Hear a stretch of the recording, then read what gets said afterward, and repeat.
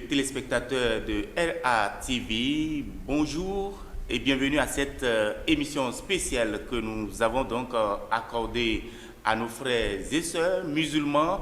L'émission, c'est bien sûr le jeûne musulman. Aujourd'hui, il y a quelques semaines qui nous séparent encore avec le jeûne musulman et nous avons sur ce plateau à cet effet Monsieur El Hadj Hicham. Lui, il est prédicateur, enseignant, islamologue. Il vient répondre à certaines préoccupations pour bien et mieux réussir son jeûne. Monsieur Hicham, bonjour.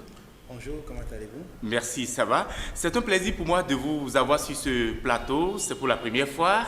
Et vous allez nous parler un peu comment se passe le jeûne musulman. Pourquoi nous jeûnons? Merci beaucoup. Le plaisir est vraiment partagé. C'est un grand honneur que nous soyons durant de ceux-là qui pourront venir partager le peu de connaissances que nous avons avec nos frères et sœurs qui sont les téléspectateurs. Donc, merci de nous avoir honorés en nous invitant. Comme vous avez bien su le dire, quelques jours nous séparent du jeûne du mois de Ramadan. Le jeûne en réalité qui est une période d'intense adoration pour les musulmans. Donc si nous allons d'entrée de jeu présenter d'abord ce qu'est le jeûne du mois de Ramadan afin que cela soit en quelque sorte genre un décor qui est planté pour que le téléspectateur qui nous suit puisse savoir c'est quoi en réalité le jeûne du mois de Ramadan. Vous savez, en réalité, l'islam est bâti sur 5 piliers essentiels. Et quand on parle de piliers, c'est-à-dire c'est les choses sans lesquelles le bâtiment ou la chose ne peut pas tenir. Donc l'islam ne peut tenir que sur ces 5 piliers essentiels. Et les 5 piliers dont nous parlons, le jeûne du mois de Ramadan fait partie donc de ces piliers-là, notamment le 4e pilier de l'islam, c'est le jeûne du mois de Ramadan. Et tous ces piliers-là sont des obligations pour le musulman. Bien évidemment, il y a certains parmi ces piliers qui sont des obligations conditionnées. C'est-à-dire qu'il faut avoir rempli certaines conditions d'abord pour que cela soit une obligation. Si nous prenons donc le jeûne du mois de Ramadan, c'est une obligation pour tous les musulmans. Évidemment, il y a certaines conditions que certainement on aura avec le développement du temps d'aborder afin que les gens puissent savoir sur qui donc le jeûne du mois de Ramadan est une obligation et il devra donc s'y conformer. Puisque nous l'avons dit que c'est un pilier de l'islam, et notre Seigneur Allah subhanahu wa ta'ala également dans le Coran en a fait cas.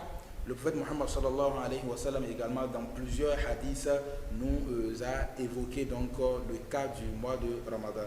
Si nous allons prendre à titre illustratif un hadith du prophète sallallahu alayhi wa sallam dans lequel il nous dit le mois de Ramadan vient à nous, c'est un mois béni, un mois rempli de bénédictions, un mois au cours duquel notre Seigneur ordonne la fermeture donc de toutes les portes de l'enfer, l'ouverture de toutes les portes du paradis, faire descendre sa bénédiction, son pardon et ordonne donc que les démons soient enchaînés. C'est d'ailleurs ce qui fait que au cours du mois de Ramadan, vous observez que les péchés et tout ce qui vont avec, même si cela ne disparaît pas à 100%, mais cela diminue de façon considérable. C'est comme quoi pour dire que c'est un mois béni en réalité. C'est un mois au cours duquel les démons qui égarent les gens, Dieu ordonne donc qu'ils soient enchaînés et donc que les gens puissent avoir la liberté d'aller, de venir et de pouvoir adorer leur Seigneur.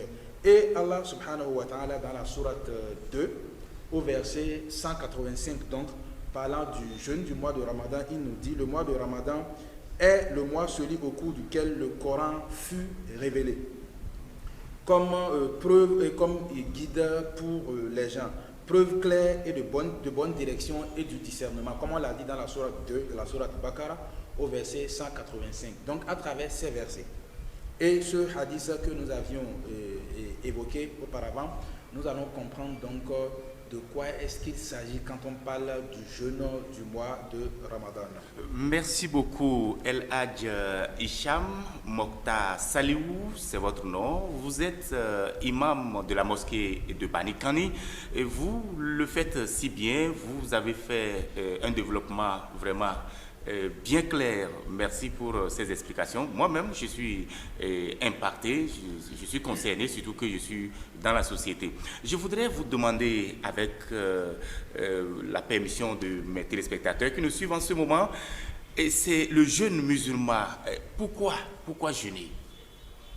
En réalité, pourquoi jeûner? Si nous allons répondre d'abord à cette question, on dit d'abord que c'est une obligation. Vous savez, en réalité, les religions, et c'est des dogmes en réalité, que ce soit la religion musulmane ou chrétienne ou toute autre religion.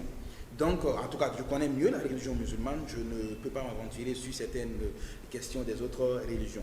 Donc, c'est des questions sur lesquelles le Seigneur qu'on adore nous impose certaines choses, que forcément on n'arrive pas à 100% à s'expliquer.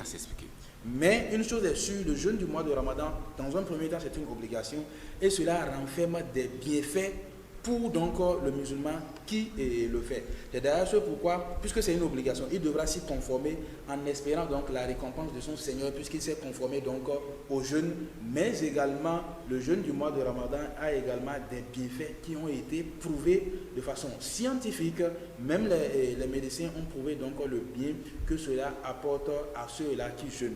Il y en a également qui n'ont rien à voir avec les médecins, mais quand ils sortent du mois de Ramadan, ils voient un changement net de par rapport à ces 11 mois qu'ils ont eu à vivre tout en mangeant et en buvant.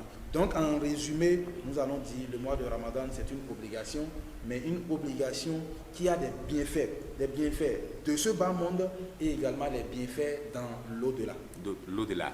C'est un plaisir pour moi de le savoir. Je voudrais en même temps vous demander, pour un bon musulman, il doit savoir il doit avoir quelle attitude, comment jeûner, et si je peux le dire ainsi, comment un musulman peut faire le jeûne.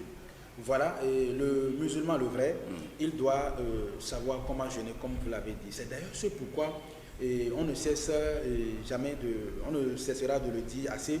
Et le musulman qui, quand le mois de Ramadan, le jeûne arrive, c'est celui-là qui cherche à connaître tout ce qu'il y a autour donc, du mois de Ramadan, afin qu'il soit mieux renseigné.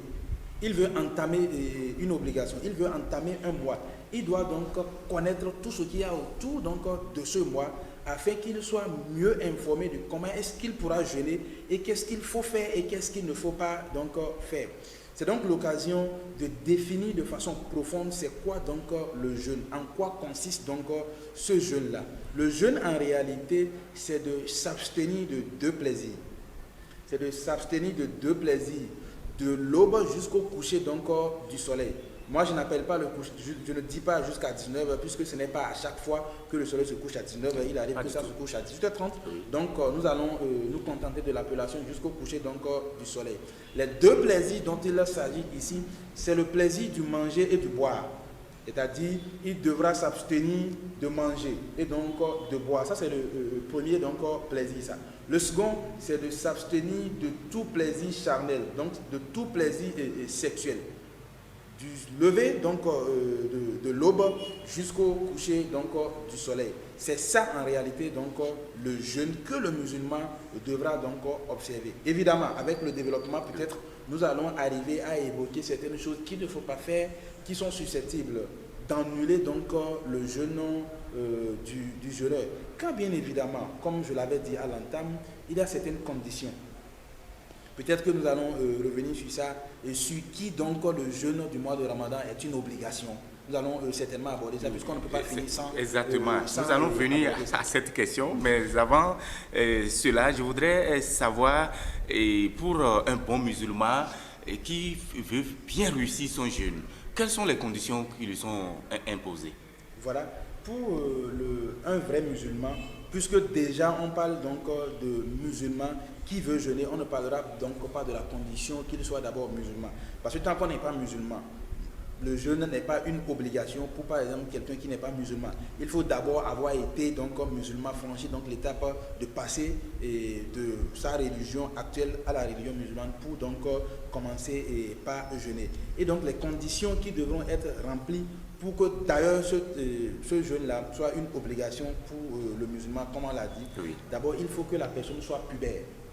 C'est-à-dire, il faut que la personne soit pubère. Et quand on parle de puberté ici, si on peut déjà dire que la personne est 18 ans, mais non, ce n'est pas forcément l'âge, mais que la personne, donc, en religion musulmane, quand on parle donc de puberté pour la femme, c'est qu'elle ait déjà vu ses menstrues une seule fois, qu'elle ait commencé les menstrues. Donc, elle est devenue pubère et responsable. Elle devra répondre donc de façon spirituellement de ses actes qu'elle pose dans la religion musulmane. Il en est de même pour l'homme qui a déjà devenu pubère et qui a déjà connu ce qu'on appelle l'éjaculation une fois. Donc il est déjà devenu pubère et il devra donc répondre donc de ses actes religieux devant son Seigneur. Donc voilà une autre condition pour que le jeûne soit une obligation pour donc le musulman. À côté de ça, il faut ajouter que les conditions qui devront être remplies pour que le jeûneur puisse jeûner, puisqu'en réalité, on a beau être musulman pubère, mais le jeûne du mois de Ramadan, bien que ce soit une obligation, ce n'est pas une obligation sur tout le monde. Exact. Et pour les conditions qui devront être remplies, c'est qu'il faut que le jeûneur soit quelqu'un de bien portant pour pouvoir donc supporter donc, ce jeûne du mois de Ramadan. C'est donc ce pourquoi il y a des excuses pour lesquelles le jeûne du mois de Ramadan n'est pas une obligation. Et ces excuses-là, il y a des excuses qui sont momentanées et des excuses qui peuvent être permanentes. Quand on parle donc des excuses momentanées, le jeûne, quand quelqu'un est musulman, pubère, il peut ne pas jeûner s'il lui arrive d'être un voyageur. Quand quelqu'un est le musulman, il voyage, il effectue un voyage. Durant donc son voyage, le jeûne ne lui est pas une obligation. Il a l'autorisation de rompre son jeûne, de différer son jeûne, quitte à ce qu'il rembourse après, c'est-à-dire quand il se serait stabilisé, qu'il rembourse le nombre de jours égal au nombre de jours qu'il aurait raté. Ça, c'est la première donc, condition. Oui. S'il a voyagé 3 jours durant, 4 jours durant, au cours du mois de Ramadan, il est autorisé. S'il peut supporter donc jeûner pendant son voyage, il le fera. Mais par contre, il est autorisé à rompre le jeûne durant son voyage. Dès qu'il revient à la maison, il continue d'abord le mois de Ramadan. Et après le mois de Ramadan, il aura 11 autres mois à rembourser le nombre de jours qu'il aurait donc raté. Il en est de même également pour quelqu'un qui est malade, qui a une maladie. Et pour la maladie, il y a 2 cas. Une maladie dont on espère une guérison. Des maladies, par exemple, il a le palu, il a en fait n'importe quelle autre maladie, mais dont il espère être guéri de cette maladie. Il suit donc les soins et il ne pourra pas supporter donc le jeûne. Il est autorisé à différer également son jeûne, à ne pas jeûner. Ils auront le jeûne en suivant donc son traitement jusqu'à la fin donc de ce traitement-là. Quand le traitement donc finit et qu'il guérit, s'il guérit au cours du mois de Ramadan, il va jeûner le reste donc du mois de Ramadan. Après donc le mois de Ramadan, il complète ou il compense, il rembourse le nombre de jours qu'il aurait raté pour cause de maladie. Ça, c'est le premier cas. Ça. Maintenant, il y a d'autres personnes qui ont des maladies dont on n'espère pas forcément une guérison. Donc, il vivra donc aussi longtemps qu'il le faut avec un surmené comme ça. Voilà, surmené, il va vivre avec cette maladie jusqu'à la fin de ses jours. Bon, peut-être sauf cas de magie où il guérit. Donc, pour ces cas de maladie-là, où c'est le cas, il est autorisé à ne pas jeûner. Il ne peut pas jeûner pendant le mois de Ramadan et il ne peut pas rembourser, puisqu'il est continuellement malade. Jean, par exemple, il est ulcéreux, il est diabétique et il ne peut pas supporter donc la faim ou tout ce qui va avec. Il est autorisé à ne pas jeûner complètement. Mais par contre, il a une compensation. Il devra donc offrir aux pauvres à manger pour chaque jour de jeûne. Si le mois de Ramadan a compté donc 29 ou 30 jours, il devra nourrir 29 pauvres. Il peut le faire de façon continue, de façon différée, il peut le faire comme il le veut. Il peut nourrir donc un seul pauvre de 30 ou 29 repas. Tout comme il peut décider donc de nourrir 30 différents pauvres ou 29 différents pauvres selon donc le cas. Voilà donc cette condition. Maintenant, l'autre condition également pour que le jeûne, quelqu'un soit dispensé du jeûne, c'est par rapport à son âge. Vous voyez, quand l'âge avance, il y en a qui n'arrivent plus à supporter la faim compte tenu donc de leur âge. Ils sont également autorisés à ne pas jeûner. Mais par contre, ceux-là ne sont pas contraints de rembourser le jeûne, mais ils devront faire comme celui-là qui est malade d'une maladie où il n'espère pas une guérison. Ils devront donc nourrir les pauvres au nombre égal de jours de jeûne qu'ils auraient également raté. Et pour finir, la condition qui doit être remplie pour que le jeûneur puisse également jeûner, s'il s'agit notamment de la femme, c'est quand la femme est en période de menstrue, le nombre de jours que durera donc ses menstrues, elle ne jeûnera pas. Elle ne va pas jeûner le nombre de jours que durent les menstrues. Si c'est 3 jours, elle va rompre le jeûne durant les 3 jours, 4 jours, 5 jours selon donc le cas. Mais elle devra rembourser après, c'est-à-dire après le mois de Ramadan, le nombre de jours qu'elle aurait raté pour cause de menstrues, elle devra donc les rembourser. Merci. Et la dernière, qui concerne toujours la femme, c'est quand elle est en lochi. C'est quand elle est en lochi. La lochi, c'est l'écoulement qui vient donc après l'accouchement. L'écoulement qui vient après l'accouchement, le nombre de jours que durera donc cet écoulement-là, elle devra rompre le jeûne. Mais il faut dire, l'état de grossesse peut être assimilé à des cas de maladie. C'est-à-dire quand la femme est enceinte et qu'elle ne peut pas jeûner, elle rompt le jeûne, quitte à ce qu'elle rembourse le jeûne 11 mois, durant les autres 11 mois qui viendront quand elle aurait accouché et qu'elle aurait la force, à condition quand même que cette maladie, que ce soit la maladie dont on espère une guérison ou une maladie dont on n'espère pas une guérison, soit donc consultée et donc dit par un docteur assermenté. Ce docteur peut être musulman ou non. Dès lors que c'est un docteur assermenté, sérieux, qui fait son travail avec objectivité, il peut donc dire non, voilà, tel ne pourra pas, compte tenu de son état de santé, jeûner. Dans cette condition-là, ils auront donc le jeûne. Merci beaucoup, El Hadj Hicham. Vous venez de donner donc des précisions par rapport à certaines personnes, mais à côté de ces catégories de personnes, il y a d'autres personnes, par exemple les pauvres, quelqu'un qui n'a pas les moyens, mais qui tente de jeûner. Est-ce que c'est obligé pour quelqu'un qui n'a pas les moyens et il veut jeûner comme les autres? Vous savez, en réalité, le jeûne, heureusement, cela ne nécessite pas aussi trop de grands moyens. Les moyens dont il faut, c'est de pouvoir manger à l'aube. Puisqu'en réalité, d'abord, la nourriture que nous prenons à l'aube, qu'on appelle sahur, que nous mangeons avant donc l'aube, n'est pas une obligation. Mais elle est fortement recommandée par le prophète Mohammed sallallahu alayhi wa sallam. Fortement recommandée parce que le prophète sait que pour jeûner, c'est-à-dire de l'aube jusqu'au coucher du soleil, ce n'est pas facile donc de garder la faim. Donc il a fortement recommandé, pour jeûner, il faut avoir trouvé quand même quelque chose à mettre dans le ventre le matin afin de pouvoir avoir de l'énergie. Donc le pauvre, s'il trouve quand même quelque chose à manger à l'aube, c'est suffisant pour lui pour qu'il commence son jeûne. C'est d'ailleurs ce pourquoi à la fin, quand il s'agira peut-être de dire ce que le jeûneur ou le musulman doit faire au cours du mois de Ramadan, c'est de se préoccuper également de ceux-là qui n'ont pas les moyens. Des pauvres qui sont autour de nous, c'est de pouvoir penser à eux afin qu'eux-mêmes ils puissent faire de façon convenable leur jeûne. En réalité, c'est ça. Merci beaucoup pour ces précisions, El Hadj Hicham. Et nous savons qu'avec vous, nous pouvons aussi avoir certaines dispositions, surtout les interdits pour un bon musulman pendant cette période sensible. Oui, merci beaucoup.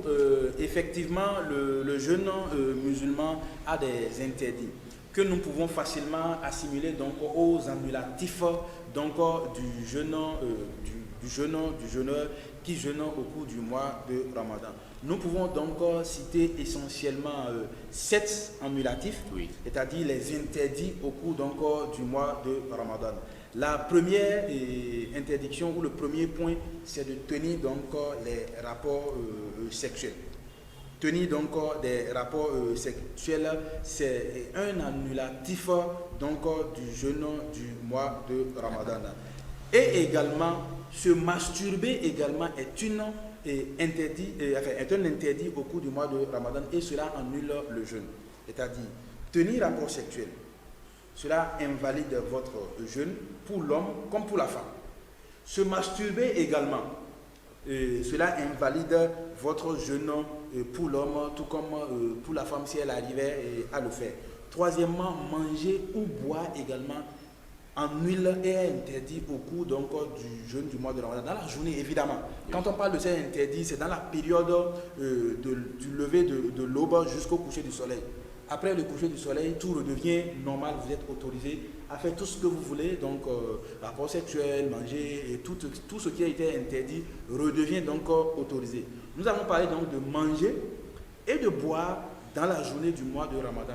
Ou tout ce qui peut représenter manger ou boire, c'est interdit dans la journée du mois de Ramadan. Quand on parle donc de tout ce qui peut représenter, tout ce que l'on puisse faire qui prenne la place ou occupe le manger ou le boire, donc est interdit. Genre par exemple des injections nutritives sont interdites et ça rend donc le jeûne. Les ventouses également, les ventouses, il y en a qui ne connaissent pas ça et ce n'est pas pour autant répandu et beaucoup par ces temps, mais ça existe toujours, ce qu'on appelle donc les ventouses. On extrait une quantité donc de sang pour cause de maladie, mais cela peut être comparé facilement au don de sang. Quand quelqu'un fait donc don de sang, ce n'est pas interdit de faire des dons de sang en islam, bien au contraire c'est recommandé. Mais quand quelqu'un, le jeûneur, n'est pas autorisé à le faire en journée donc de son jeûne, il peut le faire en soirée. Maintenant, s'il le fait dans la journée, son jeûne est invalide. Donc, si c'est une obligation, il devra sauver une vie et il va le faire. Son jeûne est invalide. Il a la récompense d'avoir donné le sang, mais quitte à ce qu'il rembourse son jeûne après. Mais un choix délibéré comme ça, il ne devra pas le faire en journée. Il devra attendre donc la rupture pour pouvoir le faire. Parmi donc les interdits également, le 5e point, c'est provoquer le vomissement volontaire. Un vomissement volontaire fait partie des choses qui invalident votre jeûne. Et quand on parle d'invalider le jeûne, ça invalide votre seule journée de jeûne. Oui. Cela ne veut pas dire que ça a invalidé tous les autres jours. Non. Le jour où vous avez provoqué de façon volontaire votre vomissement, cela invalide également votre jeûne. Mais quelqu'un qui a été surpris par les vomissements, pour quelque raison que ce soit, son jeûne est bien valide. Il poursuit donc son jeûne. Et pour finir, donc, on avait déjà dit les menstrues. Quand une femme est en jeûne, elle a commencé par jeûner du matin, par exemple, autour de midi, elle voit donc l'écoulement pour ses menstrues. Et son jeûne de cette journée-là est gâté, si on peut le dire ainsi. Elle devra donc rembourser cela après le jour du mois de Ramadan. Tout comme également si la femme, elle avait la capacité de supporter, pendant qu'elle est en grossesse, elle est enceinte, de supporter le jeûne. Bien qu'elle est autorisée à rompre le jeûne, quitte à ce qu'elle rembourse après. Si elle jeûnait et qu'elle accouchait, donc avec l'écoulement donc, de la lochie, du sang de la lochie, son jeûne est invalidé et donc elle devra rembourser cela donc, après. Voilà de façon résumée ce que nous pouvons dire, qui sont en réalité des interdits pour le musulman au cours du mois de Ramadan. S'il ne les observe pas, il verra donc son jeûne invalidé. C'est un plaisir pour nous et pour nos téléspectateurs, surtout qui nous suivent en ce moment. Je rappelle aux téléspectateurs que nous avons avec nous ce matin El Hadj Hicham Mokhtar Saliou. Lui, il est imam de la mosquée de Banikani. Il est prédicateur, enseignant, islamologue. Il vient apporter les conseils par rapport à un jeune musulman, au jeune musulman, celui qui veut bien réussir son jeûne. Je voudrais que vous donniez les conseils pour tout jeûneur pendant cette période qui s'approche. Vous savez, comme on l'a dit à l'entame donc de notre entretien, le jeûne du mois de Ramadan, c'est une période d'adoration. Oui. Et quand on parle de période d'adoration, ce n'est pas comme si c'est une punition ou Jean Corvé qu'Allah a imposé pour la communauté musulmane durant tout un mois. Donc il ne faut pas voir ça de la sorte. Il faut voir que c'est une bénédiction, et c'est une adoration. Et dès lors qu'on voit ça dans cet angle-là, cela nous procure le bien où on sait qu'on prend plaisir à répondre donc à l'obligation de notre Seigneur. Oui. Et donc pour cela, il faudra donc se préparer spirituellement pour accueillir ou pour commencer ce mois de Ramadan. Puisque si nous sommes fiers d'accueillir le mois de Ramadan et si nous sommes prêts à faire cette adoration-là, on devra donc se préparer spirituellement et savoir, bon, pour ce mois de Ramadan, j'aurai tel programme ou tel. Et ensuite faire un programme d'adoration. Savoir qu'au cours du mois de Ramadan, à commencer par le premier jour, j'aurai au retour du boulot, j'aurai à faire ci, en soirée j'aurai à faire tel, dans la journée j'aurai à faire tel. Ensuite, il faudra faire le programme et bien gérer son temps. Parce que force est de constater qu'au cours du mois de Ramadan, il y a beaucoup qui gèrent mal leur temps. Quand on parle de gérer mal son temps, c'est penser que puisque je suis en carême, enfin, je suis un jeune homme, et c'est voir l'heure passer rapidement, aller papoter avec des amis, aller suivre des films, des feuilletons, aller m'amuser, même des amusements ou des jeux qui sont interdits en islam.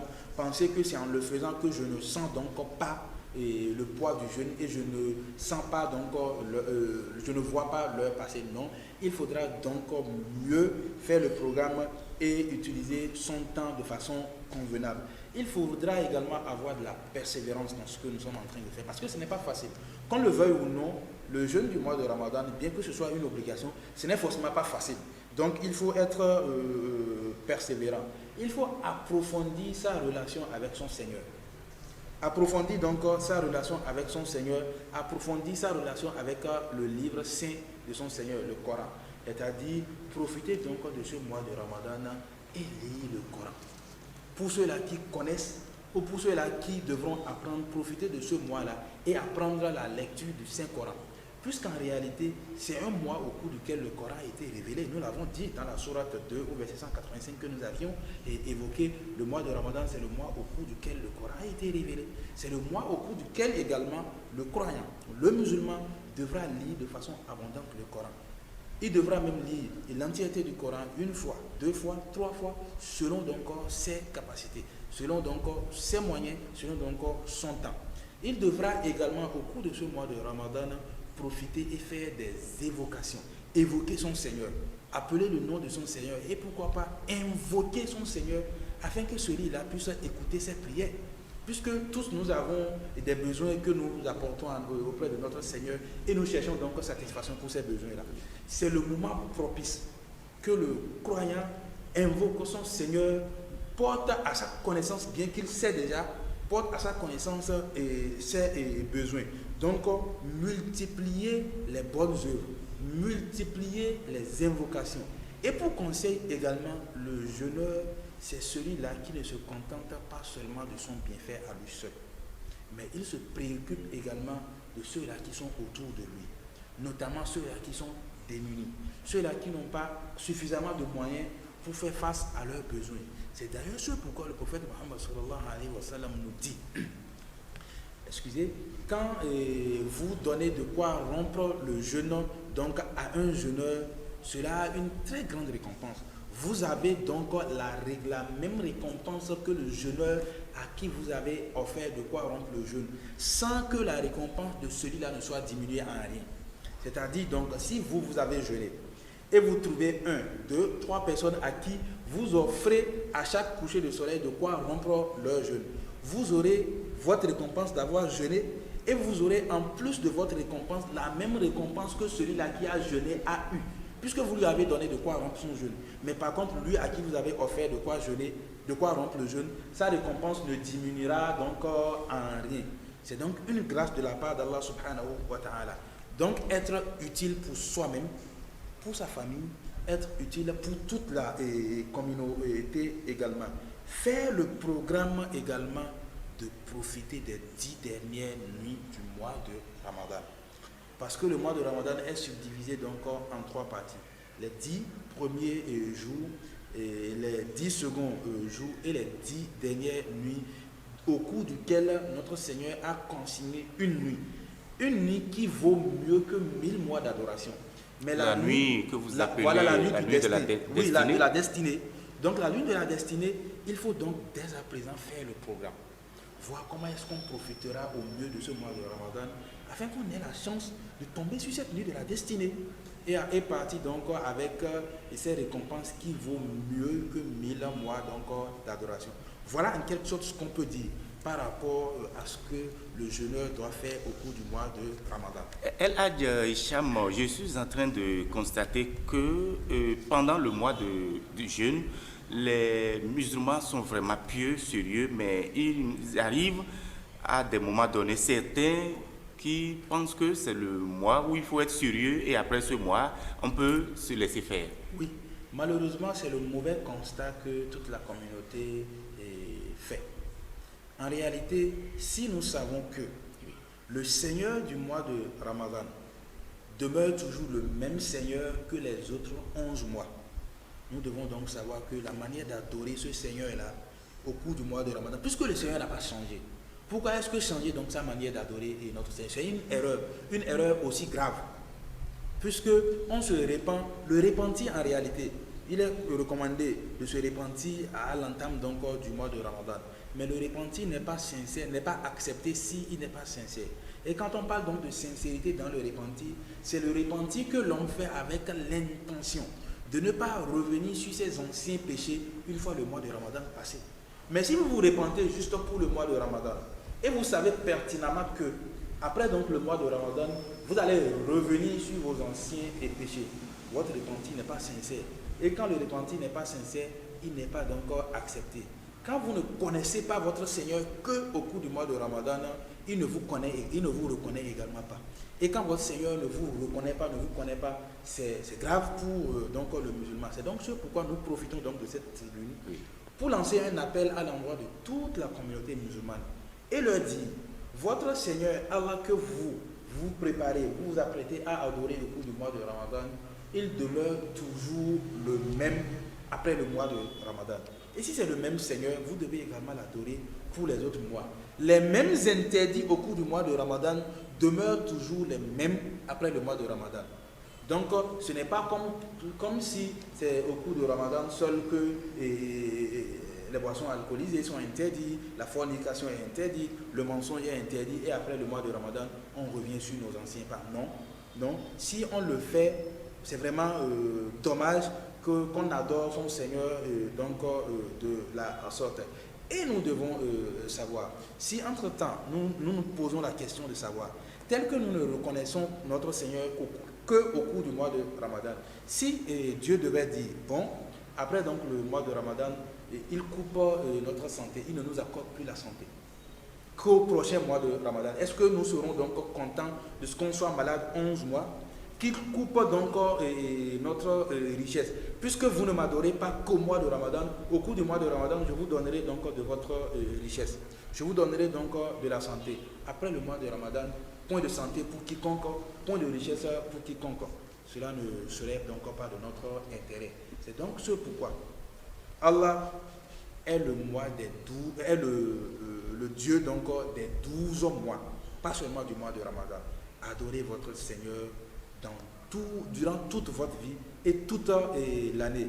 Peut-être beaucoup plus au cours du mois de Ramadan, mais pas revenir sur vos anciens péchés une fois le mois de Ramadan passé. C'est un plaisir. Je voudrais, dans la même lancée, vous demander, au cours de ce mois, vous multipliez souvent les prédications, quitte à toucher le cœur de tous les fidèles musulmans qui vous suivent. Cette année, vous avez prévu certainement certaines choses qui sont quand même dans votre agenda.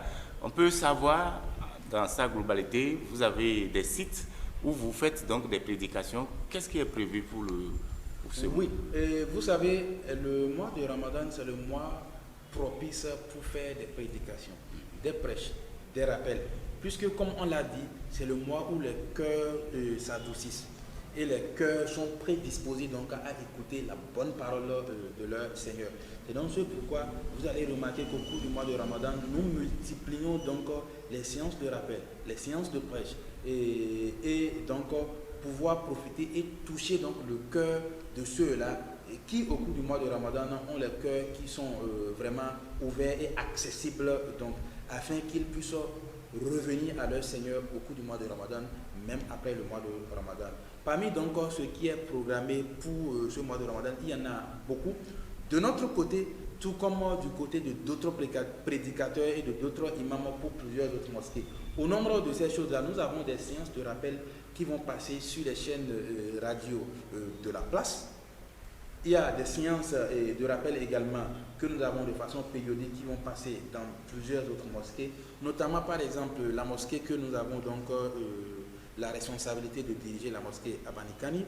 Et nous avons des séances donc de tafsir qui sont en réalité des séances de commentaires, d'exégèse, voilà, j'y suis arrivé, donc des versets du Coran qu'on fait tous les jours, sauf les vendredis, tous les jours durant le mois de Ramadan, après donc la prière de Asr, c'est-à-dire la prière de 16 heures. Bien que la prière là n'est forcément pas rattachée à l'heure de 16 heures, mais pour que les gens puissent savoir de quelle prière il s'agit, donc la prière de 16 heures.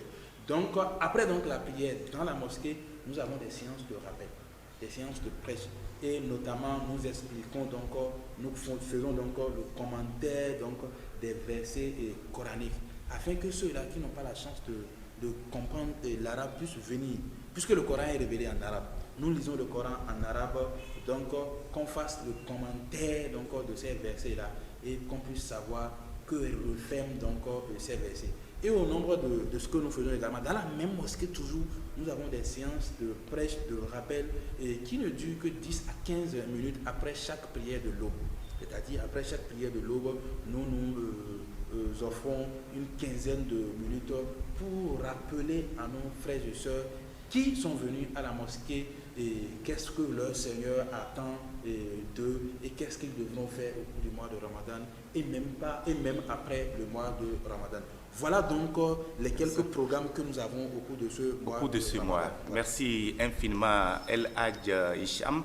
Je vous rappelle également qu'ici, à la télévision Restauration Afrique TV, nous avons donc offert une gigantesque programme qui est donc concocté pour les prêches musulmanes. Donc vous pouvez donc certainement faire un tour déjà avec la direction commerciale, tout est prévu et c'est à un coût bien réduit. Je voudrais, avant donc la fin de cette émission, vous allez donc faire une prière, l'histoire de nous mettre tous dans la moule, surtout que nous sommes à quelques jours du jeûne musulman. Voilà, merci beaucoup. Les prières, on ne le fait jamais assez, puisque nous avons toujours donc besoin de la bénédiction de notre Seigneur et qu'il accepte nos prières. La première prière que nous allons d'abord formuler, c'est qu'Allah subhanahu wa ta'ala nous accorde longue vie afin que nous puissions entamer, vivre et finir le mois de Ramadan. Puisque vous savez, il y en a de nos frères et sœurs, de nos amis, de nos compagnons avec qui nous avions vécu ces périodes-là l'année dernière, qui malheureusement ne font plus partie encore de cette vie-là. Nous implorons notre Seigneur qui nous accorde longue vie afin que nous puissions jeûner le mois de Ramadan. Tout comme nous l'implorons également qui nous accorde la force nécessaire et la capacité de pouvoir jeûner le mois de Ramadan. Puisqu'une chose est de pouvoir être en vie et d'entamer le mois de Ramadan, l'autre chose c'est d'avoir la capacité, la force de pouvoir jeûner le mois de Ramadan. Nous l'implorons également afin qu'il guide nos pas vers ce qu'il agrée. Parce que c'est lui qui sait ce qu'il aime, ce qu'il agrée. S'il ne nous guide pas vers ce qu'il aime, on ne saurait être guidé et savoir c'est voilà ce qu'il faut faire pour la cause de notre Seigneur. Et nous lui demandons également qu'il nous accorde une parfaite santé. Parce qu'il faut avoir la santé pour pouvoir donc jeûner. Il faut avoir cette santé pour pouvoir donc faire ces actes d'adoration-là. Et qu'il accepte nos actes d'adoration.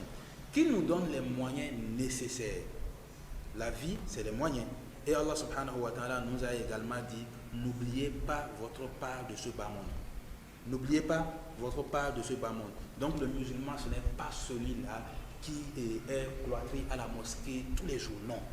Le musulman, ce n'est pas celui-là qui ne sort pas pour aller travailler. Non. Allah subhanahu wa ta'ala nous dit qu'il faut l'adorer, mais après les prières, éparpillez-vous sur sa terre. Allez chercher votre subsistance. Allez chercher de quoi donc vivre. Nous implorons Allah subhanahu wa ta'ala qui nous accorde notre vraie subsistance et qui nous accorde la vraie et la plus bénie, qui nous accorde le moyen nécessaire afin de pouvoir subvenir à nos propres besoins, aux besoins de nos familles et pouvoir également subvenir aux besoins de tous ceux-là qui nous entourent. Nous implorons Allah subhanahu wa ta'ala qu'il nous accorde tout le bien qu'on aurait pu lui demander, mais qu'on n'a pas pu, on ne s'est pas souvenu pour lui demander. Et tout le mal qu'on aurait dû demander protection auprès de notre Seigneur contre ces mal-là, dont nous ne l'avons pas fait. Il connaît mieux nos cœurs et il connaît mieux tout ce qui nous entoure, qu'il nous éloigne donc de ces mots-là. Nous allons finir notre prière tout en invoquant donc la paix, la tranquillité pour notre communauté, pour notre ville et pour notre pays. En réalité, si nous avons aujourd'hui la chance de venir nous asseoir dans vos locaux pour faire ces prêches, c'est parce que dans notre pays, nous avons la tranquillité.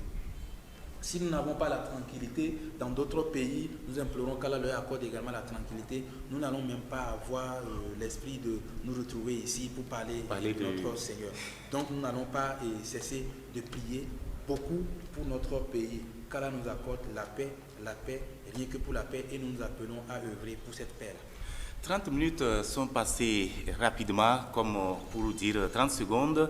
Nous n'avons pas la prétention d'avoir répondu à toutes les préoccupations des téléspectateurs, mais nous avons quand même fait le maximum pour ceux qui nous suivent en ce moment. C'était avec El Hadj Hicham Mokhtar Saliou, imam de la mosquée de Banikani. Il est prédicateur, enseignant, islamologue. Il répondait donc aux questions du jeune musulman, comment faire le jeûne et comment le faire, et bien le faire d'ailleurs. Vous avez suivi avec lui les conseils qu'il a donnés. Merci infiniment à vous, imam.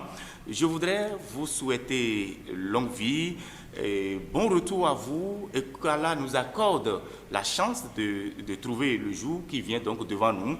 D'ici peu, nous allons démarrer le jeûne avec vous. Merci beaucoup. Merci pour l'honneur que vous nous faites de nous inviter. C'est un plaisir partagé. Merci à vous, Papi. C'est moi.